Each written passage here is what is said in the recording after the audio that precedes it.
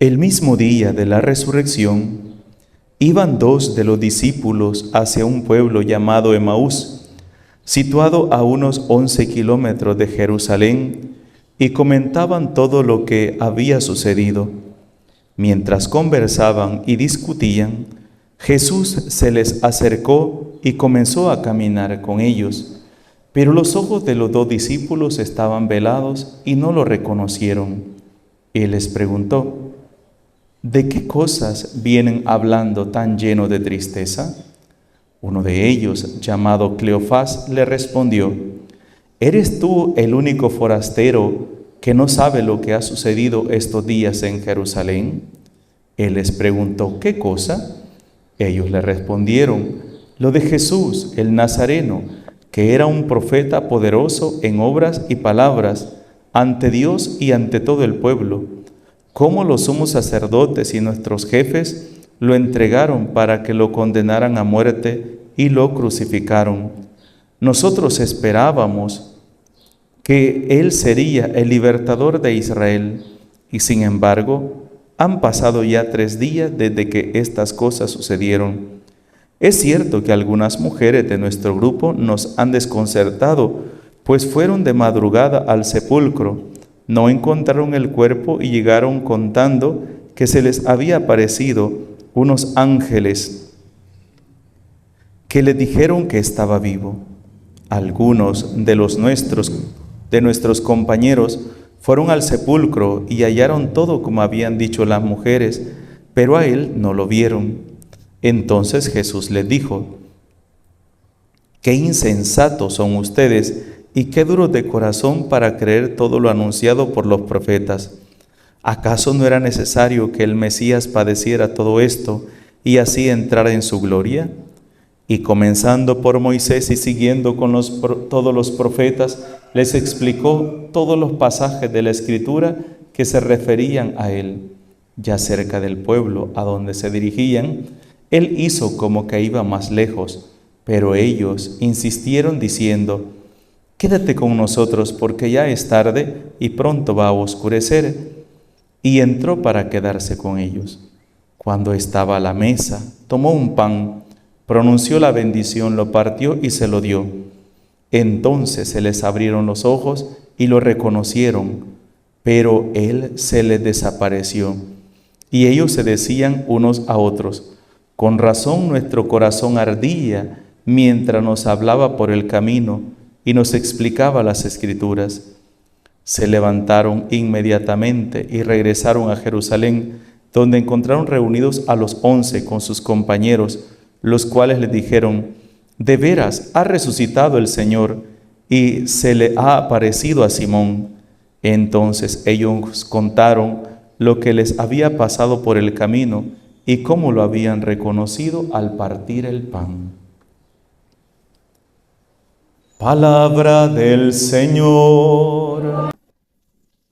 Emaús, un lugar, un nombre tan conocido, un pasaje del cual se ha meditado tanto. Emaús, como decíamos ayer, significado del fracaso, la frustración, la decepción. Porque así iban, dice el texto, iban apesadumbrados, tristes. Sus esperanzas habían muerto, sin esperanza. Así iban aquellos hombres hacia su lugar, de donde habían salido, de donde el Señor los había sacado.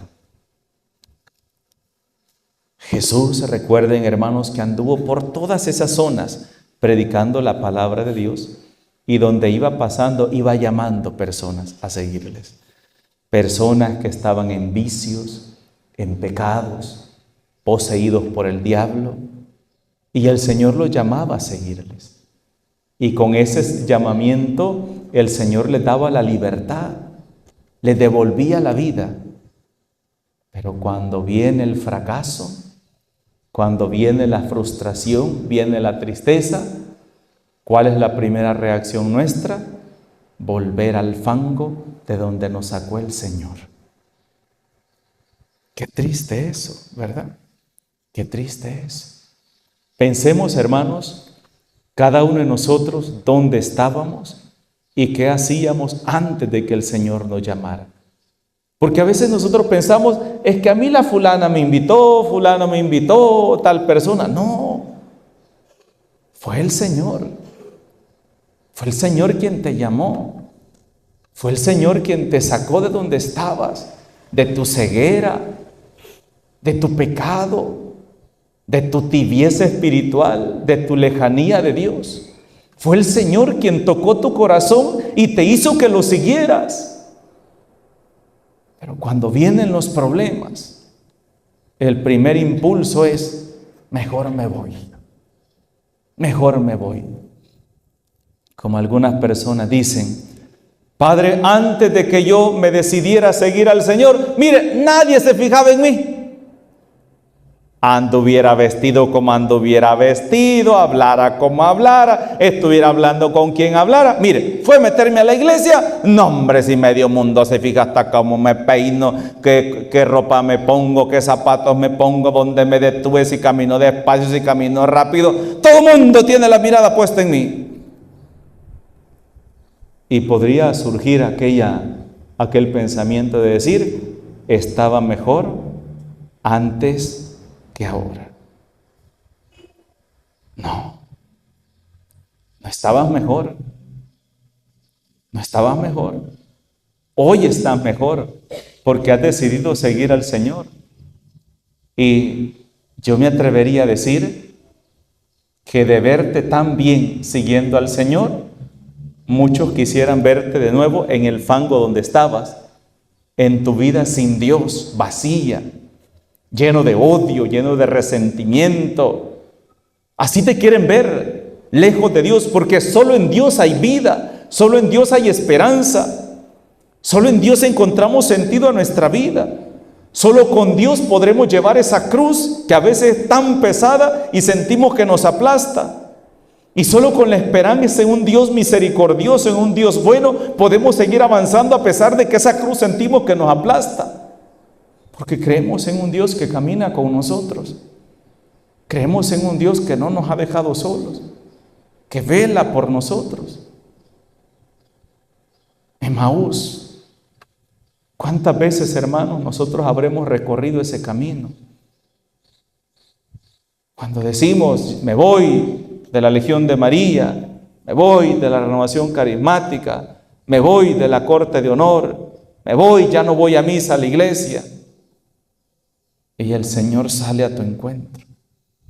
Y sabes una cosa, me llama mucho la atención, porque dice el texto que Jesús se les apareció a aquellos hombres, empezó a hablar con ellos, los empezó a regañar, les empezó a explicar las Escrituras y se dieron cuenta que era Jesús que les hablaba.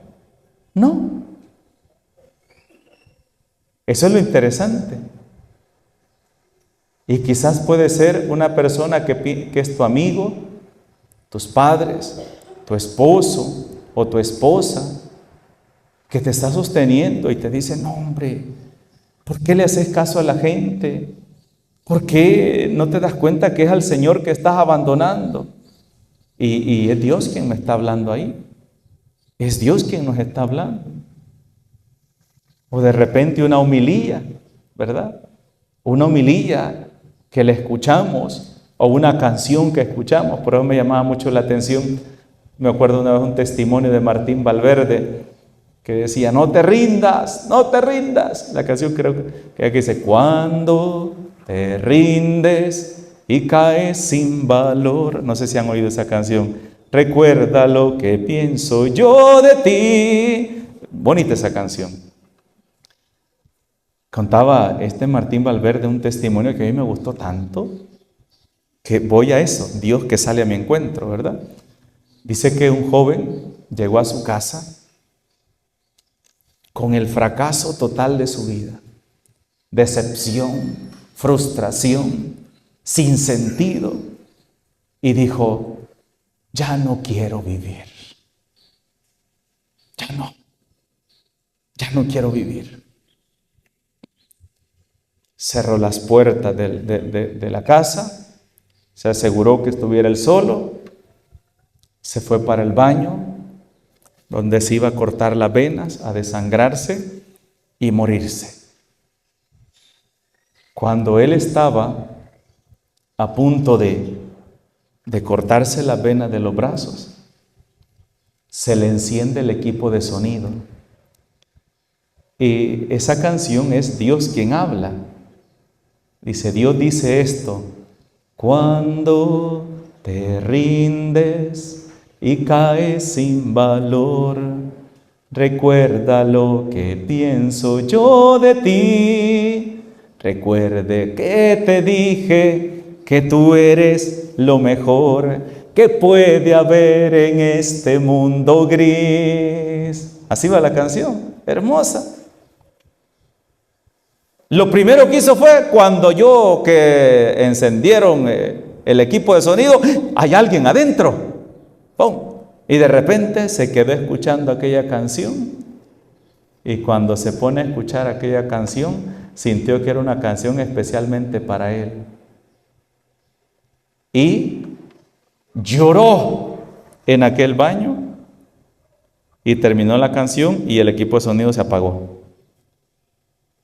Cuando terminó la canción y él lloró, salió a la sala a agradecerle a la persona que había puesto esa canción, específicamente en ese momento que él más lo necesitaba. Y hermanos, la puerta seguía cerrada con llave y el equipo de sonido estaba apagado. Y ahí entendió que fue Dios quien le habló. Dios que salió a su encuentro. Dios que lo detuvo, que lo sostuvo.